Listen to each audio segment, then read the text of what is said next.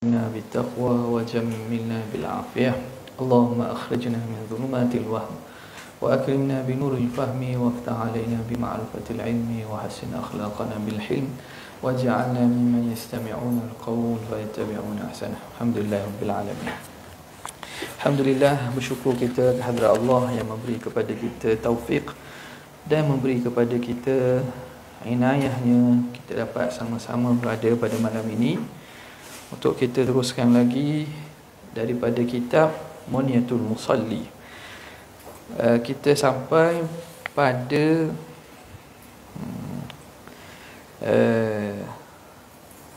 nombor apa tu?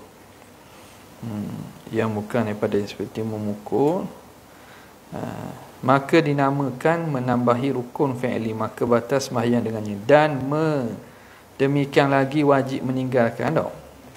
Situlah rasanya muka yang ke-6 baris 1 2 baris ke-9 daripada bawah. Bismillahirrahmanirrahim. Qala al-muallif rahimahullah wa nafa'ana bihi wa bi'ulumihi wa asrarihi fid darain amin ya rabbal alamin. Kata tuan kitab kita, dan demikian lagi wajib meninggalkan perbuatan yang bukan daripada jenis mayang. Sebelum ini kita dah sebut bahawa melakukan perbuatan daripada jenis sembahyang yang bukan daripada tuntutan, maknanya kita menambah rukun fi'li, itu menyebabkan sembahyang jadi batal. Rokok 2 kali dalam sembahyang biasa. Kalau sembahyang gerhana memanglah ada 2 kali qiyam, 2 kali rokok. Sujud 3 kali setiap rakaat. Maka menambah rukun fi'li tersebut membatalkan sembahyang dengan syarat-syaratnya, dengan sengaja, dia sedar dan seumpamanya. Jadi yang berkaitan dengan perbuatan ni pula dia kata, dan demikian lagi wajib meninggalkan perbuatan yang bukan daripada jenis sembahyang. Kita tak boleh dalam sembahyang buat perbuatan yang tak berkait dengan sembahyang. Contoh apa dia kata? Seperti memukul 3 kali pukul. Pukul 3 kali pukul. Memukul 3 kali pukul dengan tangan. Atau melangkah 3 langkah yang berturut-turut. Langkah 3 langkah yang berturut-turut. Kita dah buat dah demonstrasi minggu lepas jelas ni. Atau lain daripadanya. Atau lain daripada langkah yang 3 langkah berturut-turut. Ikutlah gerakkan 3 berturut-turut ke apa. Okey. Atau 1 langkah yang keji seperti melompat ia. Jadi kalau 1 langkah tak apa. Kalau melompat sekali lompat pun batal. Kenapa? Kerana perbuatan melompat tu perbuatan keji dia panggil. Keji ni makna dok munasabah. Dia memang tak ada kaitan dan tidak, kita kata tak ada sebab munasabah lah. Perbuatan yang fahish sekali pun jadi batal. Jadi ada tiba soalan minggu lepas ditanya dalam apa ni? FB Live ni. Kalau kita lakah daripada belakang nak masuk sah depan, luah mana boleh lakah? Luah mana boleh lakah? Apa tak? Nak buka kecil ke nak buka besar? Ada soalan tanya. Kita dak kediam baru perasan ada soalan. Jadi jawapannya boleh lakah luah tak apa. Jangan sampai pada hak lompat. Maknanya katakanlah ada orang lakah pendek, langkah kecil. Kecil makna 2 kali berhenti. 2 kali berhenti. Maknanya kalau dia lakah panjang, katakanlah panjang sikit lakah, tapi perbuatan tu tidak teruk sangat pada penglihatan orang, tak teruk sangat. Tapi kalau sampai pada tahap macam lompat, lompat ni berat. Melompat ni perbuatan yang fahish. Orang tengok pun benda dia semayang ke lompat kijang. Jadi perbuatan itu memang menjejaskan hai'ah sembahyang, maka hak ni sekali pun menyebabkan batal. Okey. Seperti melompat. Dia lompat sekali. Jadi batal walaupun sekali. Kata saya lompat sekali je. Kira batal juga. Jawabnya, maka batal sembahyang dengan dia. Batal sembahyang. Tetapi ada kecuali juga ni. Dimaafkan perbuatan yang sedikit jikalau banyak sekalipun. Dimaafkan perbuatan yang sedikit jikalau banyak sekalipun. Guana sikit banyak dah jadi tanakut. Tadi kata sikit tapi banyak. Sedikit maksudnya kecil. Perbuatan kecil dia panggil. Jadi sedikit sini bukan pada bilangan. Dia kata dimaafkan perbuatan yang sedikit jikalau banyak sekalipun. Dah perbuatan sikit banyak mana? Tak ke jadi panggil istilah tanakut. Sikit makna sikit, lepas tu banyak pula. Jadi maksud tuan Syekh kita kata, Syekh Daud kita, sedikit ni kecil. Perbuatan kecil. Tu kena ingat molek tu. Maksudnya perbuatan kecil. Jikalau banyak sekalipun. Jadi ada badan kita ni ada anggota yang dipanggil sebagai anggota kecil. Anggota kecil. Hak ni tak ada masalah. Walaupun bergerak banyak. Lebih pada 3 kali pun tak apa. Jikalau banyak sekali pun. Contoh, seperti menggerakkan anak jarinya. Gerak anak jari. Ni anak jari Ni anak jari. Gerak anak jari. Tengah semayang. Gerak anak jari. Seperti menggerakkan anak jarinya membilang tasbih. Jadi anak jari ni contoh nak tasbih. Semayang, kita semayang apa? Semayang sunat tasbih. Kadang kalau dok bilang tu memang dok ingatlah kita. Nak bilang mana? Kadang kita bilang jari. Kadang bilang jari. Ataupun kalau hak jenis moden sikit dia ada mana ni? Hak alat tasbih tangan tu. Dia bilang ni tekan. Jari-jari ni, anak jari ni dia kira kecil lagi. Dia kira anggota kecil. Nampak tak? Ada juga orang semayang dia gerak-gerak sama tak? Gerak-gerak jarang itu tak batal lah.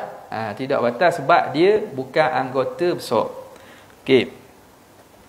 Membilang tasbih. Atau menggaru-garu anak jarinya dengan tiada bergerak tapak tangannya. Ataupun dia garu guna anak jari. Anak jari digaru. Dia garu guna anak jari. Kiralah gerak mana pun katakanlah dia gatal sini kan. Dia potok sini, dia garu. Ni ikut banyak mana 40 kali pun boleh. Tak, atas nak mana jari gerak. Gerakkan jari tanpa menggerakkan tapak tangan. Kalau tapak tangan ni dia kira anggota besar dah. Kalau tapak tangan gerak. Tapak tangan gerak. Ataupun gini. Tak apa lagi. Tak apa lagi. Nampak? Jangan tapak tangan Okey. Seperti menggerakkan anak jarinya membilang tasbih atau menggaru-garu anak jarinya dengan tiada bergerak tapak tangannya, tiada batal sembahyangnya dengan dia, dengan perbuatan tadi. Jadi di sini ulama bahagikan anggota kecil dengan anggota besar. Nak senang ingat apa dia? Anggota kecil ni ialah bibir, telinga kita gerak telinga. Lidah, gerak lidah. Zakar masuk juga. Apa nama ni, kelopak mata. Al-banan, jari. Hak ni dikira perbuatan kecil. Jari kaki ke, jari tangan ke sama. Tapak tangan besar. Tangan besar. Apa? Pala besar. Kaki besar. Kita garu, ada orang dia garu, dia gatal kaki, dia akak sebelah. Dia garu kaki. Tahu tak? Dia kalau akak sebelah tu sekali akak. Kalau tapi biasa garu ni kaki gerak lah. Gerak habis lah kaki. Kalau 3 kali berturut-turut dikira banyak. Okey. Tetapi tengok sini, dia kata dok sini. Kalau masalah contohnya orang itu dia ada penyakit gatal. Kalau ada penyakit gatal tak apa. Hak ni dia masyakkah dah kira. Orang tu memang penyakit gatal. Makna kalau begini ni garu biasa-biasa dok dok lepas lah. Terpaksa garu juga, kedak garu, kajak garu gini. Kalau jenis penyakit gatal, maka orang ini dimaafkan, dimaafkan. Okey. Ataupun bukan dengan ikhtiar kita. Contohnya kita terkejut. Tak? Bunyi orang main ngecung bulan puasa, main ngecung malam-malam. Kita kejut, geraklah kan. Ataupun kita sejuk. Ketor ke guana ke, ataupun kita kata apa lagi? Bersing ke? Bersing 3 kali berturut-turut. Bersing ni bukan kita buat. Lain dengan deheng. Deheng tu kita yang nak berdeheng. Kalau bersing ni dia tak boleh kawal. Tapi kalau bergerak tidak membatalkan sembahyang. Okey. Jadi itu kita kata anggota kecil. Lain daripada itu dikira anggota besar belaka. Anggota besar belaka. Okey. Masuklah yang dibenarkan apa dia? Tahan orang semayang. Tahan orang semayang. Orang nak lalu, kita dah buat sutrah. Kita dah ada top bag ke atau semayang dekat tiang. Jadi orang lalu tu tak ada jalan lain. Jalan lain ada. Dia lalu depan kita boleh tahan dia. Kita boleh tahan dia. Tiba-tiba dia tahan dia sahut. Allahumma salli ala Muhammad. Tak sahut habis jeng lah. Jadi ataupun apa perbuatan, tarik orang boleh. Tarik orang yang berkait dengan semayang. Tapi tak banyak tu. Tarik orang contohnya, kita mari makmum kedua. Makmum kedua duduk tepi imam je. Makmum kedua mari duduk tepi imam. Jadi makmum ketiga tu yang mari kalau duduk belakang ataupun duduk tepi, dia tolak imam ataupun ditarik awal dia. Ataupun dia nak tarik saf belakang untuk buat saf belakang bersamanya supaya dia tidak berseorangan dalam saf. Itu tak ada masalah. Waktu jarang jadi. Waktu jarang jadi, kau tarik. Jarang. Jarang. Ramai tak nampak. Ramai dok tarik. Jadi tarik kan orang kata tu kena tengok. Maknanya andai kata kalau tarik dia akan tertarik, maka sunat kita tarik. Okey. Ada orang tanya, kalau orang nyakit gatal dan kena garu sokmo tu boleh jadi imam tak? Orang jenis nyakit gatal. Lagi mana semayang ni tak batal? Kan dia dimaaf gerak gitu kan? Tapi boleh tak jadi imam? Jawapannya boleh kerana semayangnya sah. Semayang pada dirinya itu sah. Dan dia tidak perlu ulang balik semayang dia. Dia tidak perlu ulang balik semayang. Semayang pada diri dia sah dan dia tidak perlu ulang balik. Dia sah jadi imam. Tapi uduh orang tengok. Apa dah? Mana tu imam? Macam kena belacang je. Apa dah? Jadi dari segi itu imam kena jaga haibah lah. Kena janganlah garu lebih pada makmum. Ni kena belajar fiqh sembahyang, fiqh berjemaah. Tok imam ni kena belajar juga. Bukan makna makmum saja. Tok Bilal pun kena belajar, Tok Imam kena belajar. Tok Bilal, kalau betul lah Tok Imam tak ada, Tok Bilal Tok Imam. Maka dia kena belajar juga. Tak banyak masalah tak banyak pun. Hukum akal ni kita belajar. Tak apa sebulan pun. Tak. Makna dalam masa sekejap boleh faham dah. Boleh faham, lepas tu kena ulang-ulang. Kena ingat dan lepas tu kita amalkan. Okey. Mana lagi? Dia kata dan ke-9, jangan mengerjakan suatu yang membatalkan puasa di dalam sembahyang. Tengok jangan mengerjakan sesuatu yang membatalkan puasa di dalam sembahyang. Jadi ini diletak dalam syarat juga. Kita dah sebutlah sebelum ni, makna dia anggap sebagai syarat yang tak dapat tidak. Semayang tu nak jadi sah kena ada. Kalau ikutnya benda ini termasuk sebahagian ulama letak pada perkara yang membatalkan semayang. Apa dia? Makan.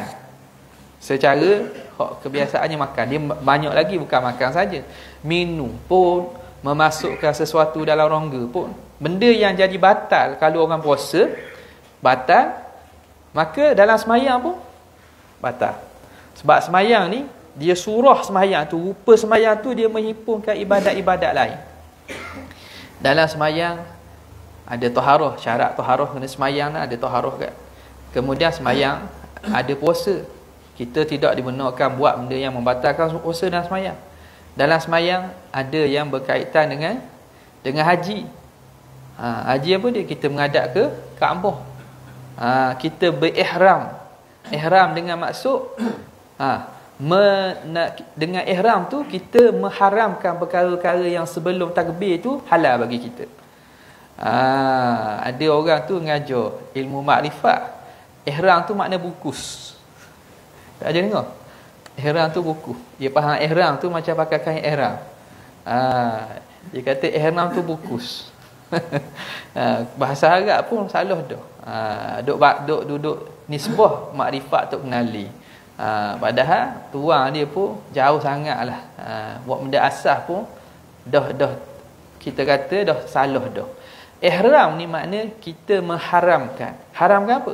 Perkara yang asal halal bagi kita, bila dah takbiratul ihram, kita tak boleh buat dah. Makan minum tak boleh. Gerak bercakap tak boleh. Ihram haji sama kok. Sebelum kita ihram boleh buat apa? Boleh nikah, boleh sama isteri, boleh pakai wangi-wangian. Bila ihram, benda asal sebelum tu halal jadi haram. Jadi ia bukan pada masalah memakai ihram tu, itu memakai pakaian ihram. Ihram tu dengan niat dengan niat. Jadi di sini ke-9 dia kata ketiadaan mengerjakan sesuatu yang membatalkan puasa dalam solatnya. Kata dia, dan ke-9, jangan mengerjakan sesuatu yang membatalkan puasa dalam semayang seperti makan dan minum. Makan dan minum dalam semayang. Makan minum mana ni? Dah kita bukan nak makan. Ni kalau ada tertelang ni, ada benda lekat celah gigi ke, tak? Ada benda yang dalam mulut kita pergi telang. Bukan air liur tak ada masalah. Kita makan. Dia makanlah. Maka di sini kata dia, dan memasukkan. Tidak terang sini. Kita terang. Jadi dalam masalah makan gini, kalau makan tu banyak, maka hukumnya batal. Sengaja tak sengaja kira batal. Banyak setara mana banyak? Sepinggang. Dok makan banyak tu pada uruh. Setengah ulama dia letak kadarnya umpama sim-sim. Sim-simah ni maksud apa? Biji lenga. Panggil apa? Bijang. Bijang lenga. Bijang tu makna tu kira kecil sikit tu. Besar pada tu kira banyak. Yang pandangan yang muktamadnya kira uruh lah. Tapi sebahagiannya mengkadarkan maknanya sebiji bijang tu atau 2 biji, itu masih dikira sikit. Besar pada tu dikira banyak. Contoh lekat benda. Kalau musim rebang kau makan daging, atau ni cuti musim orang gula. Orang gula kita makan daging lekat celah gigi. Lekat celah gigi. Tengah-tengah semayang, tubik. Celah gigi tu keluar. Nak telang ke nak kehek? Kalau kehek rugi kok. Gula sedap. Nak buat benda tu. Jangan main Ia kena kehek tu. Tak lewat rugi Tak lewat rugi. Ia kena tak boleh. Banyak batal, sama ada sengaja ataupun tak sengaja. Kalau sikit itu batal kalau sengaja. Kalau tak sengaja tak apa. Contohnya lekat sikit telah gigi tu, sorak 2 orang. Kita tak sedar telang air liur tertelang. Syarat tertelang kalau kita boleh kehat, kita boleh bawa dia keluar dia, hak tu bukan, hak tu dikira mampu, kita kira sengaja tu. Kalau kita telang juga, kita boleh nak kehat, tak mahu nak telang kau. Itu kira sengaja. Sekarang ni kita tak sedar. Sambil-sambil telang air liur ke guana, guana rasa ada lain. Sikit masuk dengan tanpa sengaja, tidak batal. Tidak batal. Benda lagi contoh. Ataupun kita kata kalau bulan puasa banyak berlaku bila buka.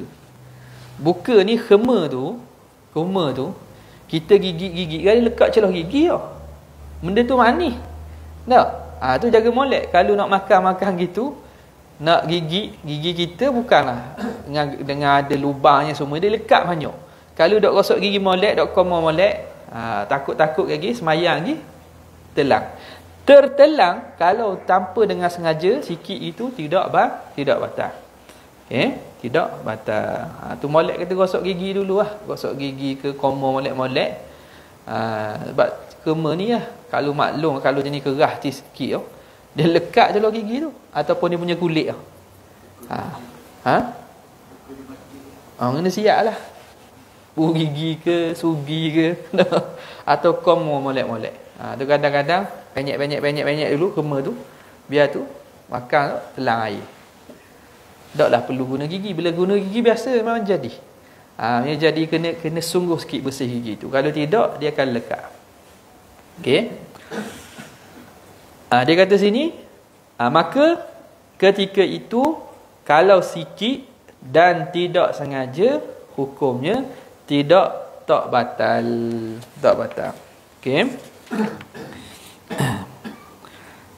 Sebab itu antara sunat juga lepas ada makan ni ialah bersih gigi. Dengan sugi dan dengan menyelat. Kalau ada floss ke, ada kayu apa nama ni? Kayu pencukir gigi tu, itu benda-benda yang disunatkan Okey. Seperti makan dan minum pun samalah.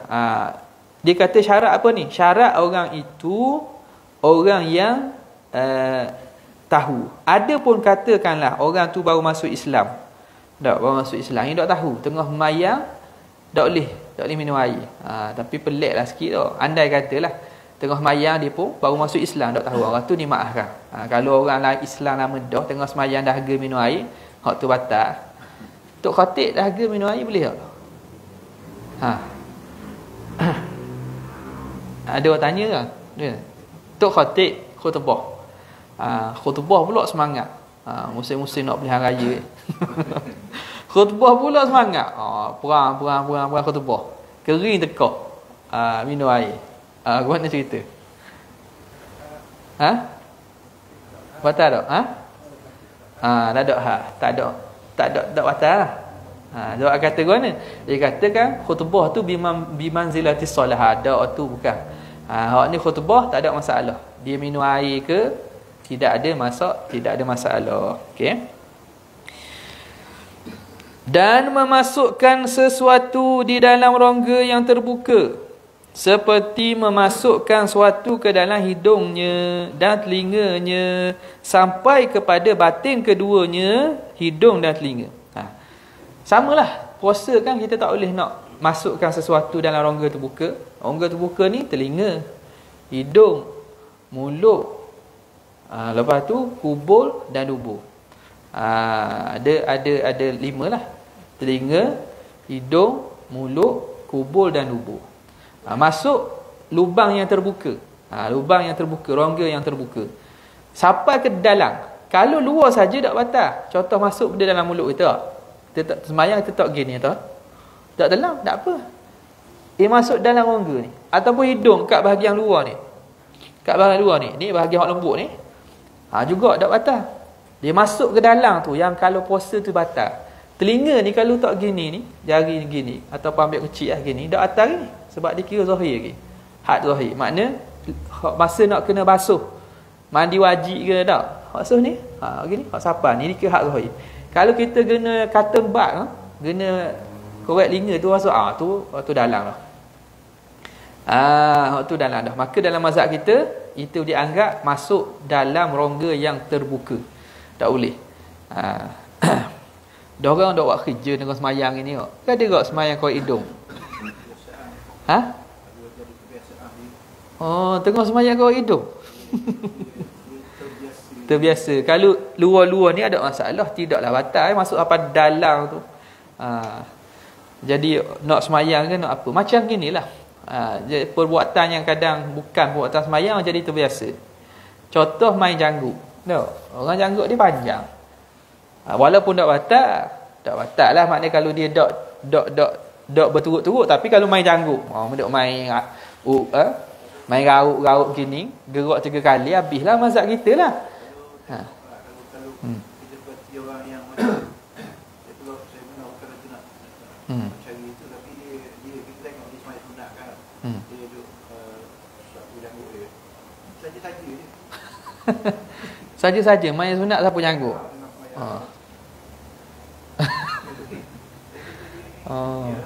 Jadi pelik tak?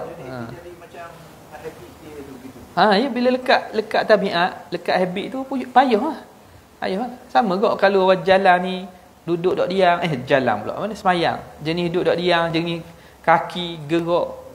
Jadi tabiat, padahal bukan tu perbuatan yang ditutup dalam semayang. Janggut-janggut ni kalau orang Arab pula, ia bagi serbang dia. Serbang.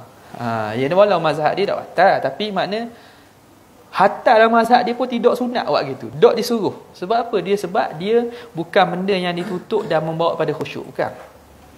Okey. Tengok. Sampai kepada batin keduanya. Dan jikalau dengan digagahi atas perbuatan yang demikian itu sekalipun, walaupun kena paksa. Kata musmayang makan. Tengah semayang makan ceklak ni. Paksa. Contohlah, kalau dok tembok. Digagahi makna dipaksa.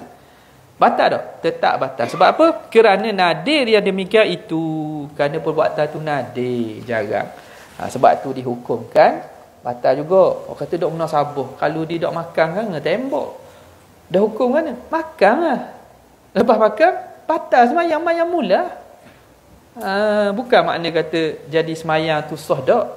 Sebab apa? Sebab jarang. Tak ada orang paksa benda gini. Jarang. Benda ni pun jarang berlaku. Wan nadir kal ma'lum. Sesuatu yang nadir, yang jarang ni hukumnya macam tak ada. Maka syarak tidak ambil kira. Okey. Kemudian kata pengarang.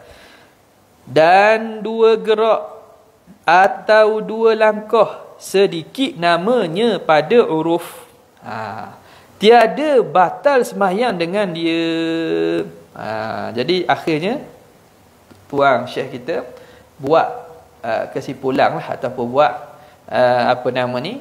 tambah. Dia kata 2 kali gerak atau 2 kali langkah orang panggil sedikit namanya, sikit, pada uruf, dan tidak batal dengan dia. Okey, benda yang berkaitan dengan gerak ni, tengok saya setakat marilah rasanya sebut dah lah. Kalau terlupa tu tengok balik. Okey, ya. Malak soalan. Telefon. Telefon duk poket kita dah. Duk poket kita. Jadi kita gagal. Caranya mana? Boleh tutup tak? Jadi caranya bolehlah, sebab kita masukkan tangan tu sekali gerak. Berhenti sekejap. Masuk tangan dalam poket tu sekali gerak. Berhenti sekejap. Lepas tu kalau kita jumpa dah telefon, pegang tangan gitu. Pegang tangan di telefon, gagal je lah dengan jari. Tekan hutang tu, ni jari gerak ada benda. Lepas tu buat tubik balik. Dah ada orang nak ada orang buat tubik ada tak? Buat tubik. Buat tubik. Kalau buat tubik pun pegang masih sekali gerak tak?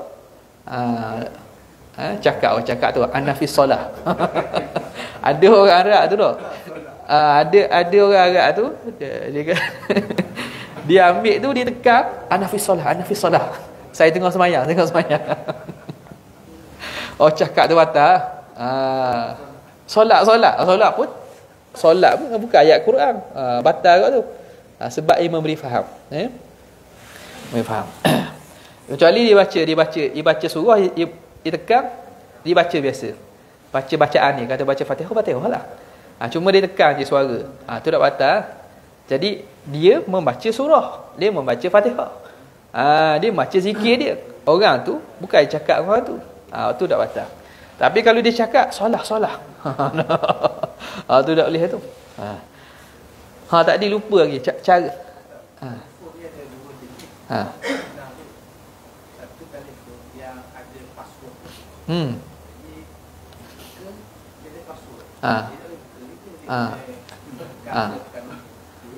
Tampering.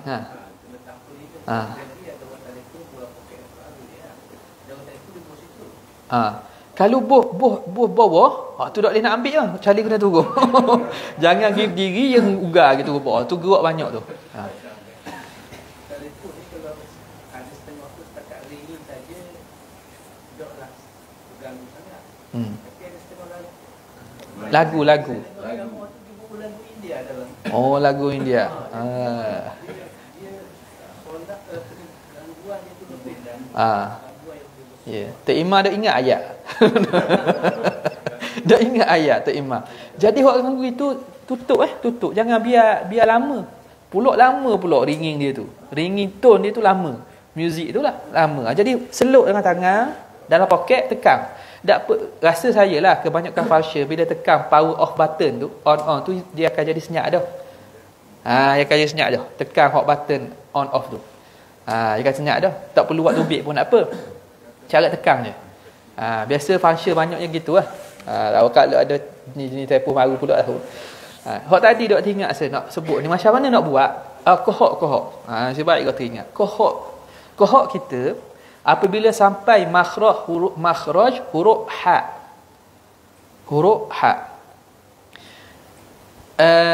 Ingat izhar halqi. Izhar halqi kan dia ada 3 tempat kan. Kedudukan pada tekak kita ni 3. Atas sekali ialah kha dengan ring. Tengah ialah ain dengan ha. Bawah ialah hamzah dengan ha. Hamzah dengan ha sipu. 3 tempat tu. Okey. Jadi pandangan muktamad kata dalam mazhab kita, kohok itu bila sapa makhraj ha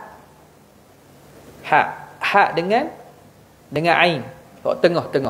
Maka kita kena buat keluar. Kalau boleh buat keluar, kena buat keluar. Kalau kita telang, jadi batal. Ni kohok mana? Kohok hak duduk keluar dah. Hak masuk ke kokong kita dah. Dia ada kohok, dia mari dalam ni. Mari kat hidung, saluran ni, dia lalu kat bawah ni. Tu tak ada masalah telang. Tapi kohok tu dah keluar dah. Keluar tahap mana? Keluar pada makhraj ha. Makhraj ha ni tengah. Maka ghaliknya kita mampu boleh buat keluar, maka kena buat keluar. Kalau telang tu jadi batal. Ada pandangan kata kha atas sikit lah. Kha ni luar dah lah.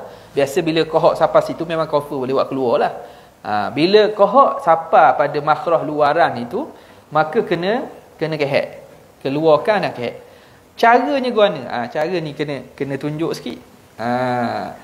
Ataupun makanan pun sama. Makanan ke apa, kita nak telang tak boleh. Jangan fikir rugi, sedap gula je kan. Kena kehat. Kohok pun kena kehat. Caranya kita, kalau makanan tu kita keluarkan kat ujung bibir. Ujung bibir kita. Tolak lidah ujung bibir. Tubik luar ni, lepas tu nak lock situ pun tak apa. Nak lock sampai habis mayang situ pun tak apa kalau duduk kat bibir lah. Ataupun nak senang, ambil. Kalau kita boleh ni, tok dalam poket. Poket dia. Tapi kena molek lah. Ni kena molek masuk. Apa tak? Kena molek. Ataupun ujung kain. Kohok pun sama. Kita keluarkan ni tak? Keluar dekat ujung bibir ke kohok kita, ambil ujung kain kita ni. Tak apa, sini ada masalah. Bukan najis siap semayang, basuh mula. Cara dia gitu. Kalau ada tisu pun boleh. Ada tisu buat gitu boleh. Tapi kalau tak ada, ujung kain kita gitu. Hingu. Lepas tu masuk luar je tak apa. Jangan seruk pada dalam. Kalau tubik luar dah, Surut apa dalam tu. Jadi jangan surut sampai dalam. Okey. Jadi kalau luar gitu saja tak ada masalah. Samalah kalau inguh ke apa benda tu, buat gitu. Boleh. Tu yang nak sebut tadi tu tak teringat. Jadi caranya gitu, sama ada kalau kita nak hujung maju pun boleh, nak dalam poket pun boleh, ataupun sapu tangan ke ada, kita tok balik dengan pergerakan yang tak banyak lah, pergerakan yang tidak banyak.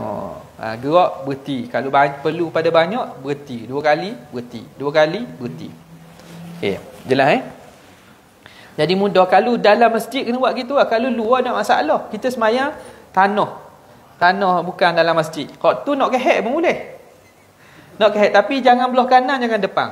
Nabi SAW dalam satu hadis, bila masuk masjid, Nabi tengok ada sahabat, dia kehek rohak dia kena kepada dinding masjid. Nabi ambil, Nabi khutih rohak tu, buang. Nabi kata, apabila kamu seorang dalam semayang, maka jangan kamu meludah di depan atau belah kanan, kerana dia sedang bermunajat dengan Tuhan. Caranya macam mana? Hendaklah dia belah kiri ataupun di bawah tapak kaki. Hak tu kalau bukan dalam masjid, hak ada hamparan ini. Kalau contoh kat luar ataupun bukan hamparan, hak tu caranya gitu. Boleh kita ludah belah kiri. Tu gitu apa? Belah kiri. Okey. Jangan ada orang segi. Kalau ada orang segi tak legak. Jadi kalau ada orang tepi, hak tu tak legak, marah ke dia. Okey. Dia kata apa? Inilah 9 syarat, maka wajib kita peliharakan dia supaya sah sembahyangnya. Dan jikalau ditinggal suatu syarat daripadanya, tiada sah sembahyangnya. Kalau tinggal satu syarat daripadanya, tiada sah sembahyangnya. Dan demikian lagi setengah daripada orang yang memelihara akan sembahyang dan mendirikan seperti yang disuruh Allah Ta'ala dan Rasulnya, hendaklah ia mengetahui dan mengerjakan daripada segala rukunnya. Ini masuk bab rukun dah ni. Jadi masuk bab rukun, dan demikian lagi setengah daripada orang yang memelihara akan sembahyang. Jadi bab syarat selesai dah lah. Masuk kepada rukun sembahyang. Wallahu Ta'ala a'la wa a'lam. Ada soalan?